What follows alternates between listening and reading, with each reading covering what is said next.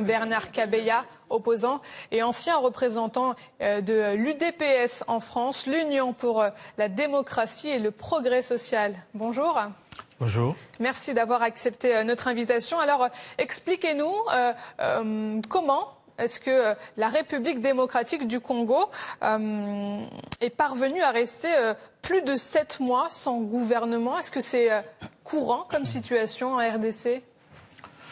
Merci beaucoup de votre question et surtout de l'invitation sur votre plateau.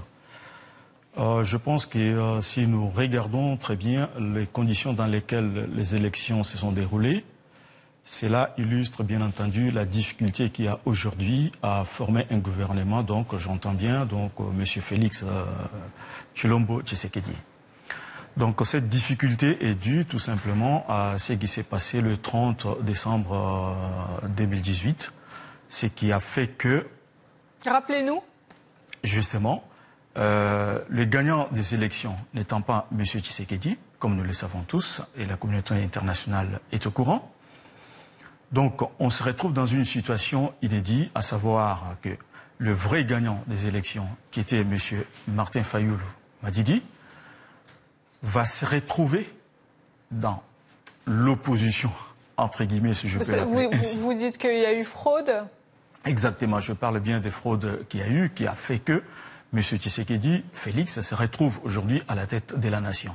Donc quand vous n'avez pas gagné les élections, vous ne pouvez pas prétendre et encore moins être en position de force pour pouvoir imposer quoi que ce soit. Donc ce qui est tout simplement, justement, une logique de ce que nous vivons aujourd'hui, c'est-à-dire 8 mois sans gouvernement. Un accord a été conclu entre le parti de l'actuel président et celui du précédent. En quoi va consister cet accord et comment va se faire la répartition des postes ministériels ? Mais c'est là où il y a toute la difficulté. Vous venez de dire qu'il y a un accord qui a été signé. Un accord entre celui qui y est sorti, l'ancien président qui est M. Kabila, et celui qui a été choisi justement par l'ancien président sortant, et en lui montrant, bien entendu, que vous n'avez pas été victorieux aux élections qui se sont déroulées. Et donc, vous comprenez très bien que quand vous n'avez pas gagné, que vous n'êtes pas en position de force, on vous impose tout ce qu'il y a. Donc, en ce qui concerne les accords, je ne saurais pas m'étaler là-dedans puisque je ne suis pas dans l'enceinte de ce qui s'est passé, mais on peut déjà en déduire que ce sont les accords justement qui ne vont pas dans le sens d'aider notre peuple à retrouver cette liberté comme nous l'entendons. Des observateurs évoquent une trahison pour les populations congolaises. Vous êtes de leur avis ? Tout à fait. Si nous rentrons un tout petit peu en arrière avant les élections de 2018, le mois de décembre, Félix Tshisekedi ainsi que les autres leaders de partis politiques se sont retrouvés à Genève. Mais bien avant cela, au mois de septembre à Kinshasa, il y a eu un grand meeting qui a été fait par tout le président de ces partis, y compris lui-même, M. Félix Tshisekedi, où il a été question de désigner un seul candidat pour représenter l'opposition et où M. Tshisekedi lui-même, donc Félix, j'entends, a dit de sa propre bouche que nous n'allons pas vous trahir. Il se retrouve que Genève avait décidé autrement. M. Martin Fayulu fut choisi comme étant candidat.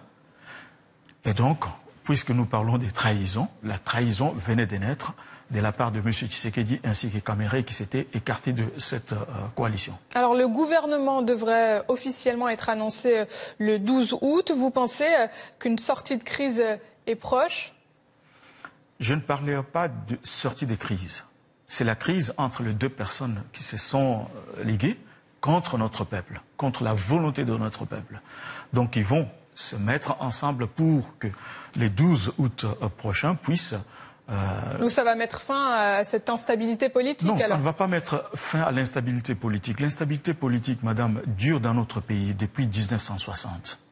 C'est justement le fait qu'on refuse de reconnaître justement la volonté du peuple qui est manifestée à travers les urnes depuis 1960 et cette instabilité continue. Donc ce que ce qui va être présenté le 12 ne sera pas la stabilité, mais justement la continuité d'instabilité, parce qu'ils ont rejeté, refusé de reconnaître la volonté du peuple. Alors justement, et puis ça sera le mot de la fin, on s'attend à une rentrée politique, sociale et étendue, puisque l'exécutif a promis des mesures. Beaucoup estiment qu'elles ne vont pas pouvoir être appliquées à cause de leur coût excessif. Vous pensez qu'on peut à nouveau basculer vers une nouvelle instabilité politique ? Mais nous y sommes déjà dans cette instabilité Donc politique. vous n'êtes pas optimiste, vous pensez qu'elle va perdurer, quoi qu'il arrive, malgré la présence d'un nouveau gouvernement, malgré la présence d'un président élu ? Ce n'est pas question Même si vous dénoncez son élection ? Ce n'est pas question d'être optimiste ou pas. C'est question de voir est-ce que les règles ont été respectées. La Constitution a-t-elle été respectée? Non, pas du tout. Donc ce qui va sortir, ce ne sera pas la stabilité.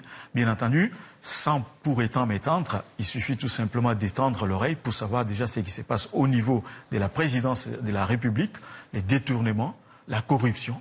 Donc je ne pense pas qu'il y aura la stabilité. Bernard Kabeya, merci d'avoir répondu à nos questions. Je rappelle que vous êtes opposant et ancien représentant de l'UDPS en France, l'Union pour la démocratie et le progrès social. Merci beaucoup. Merci madame.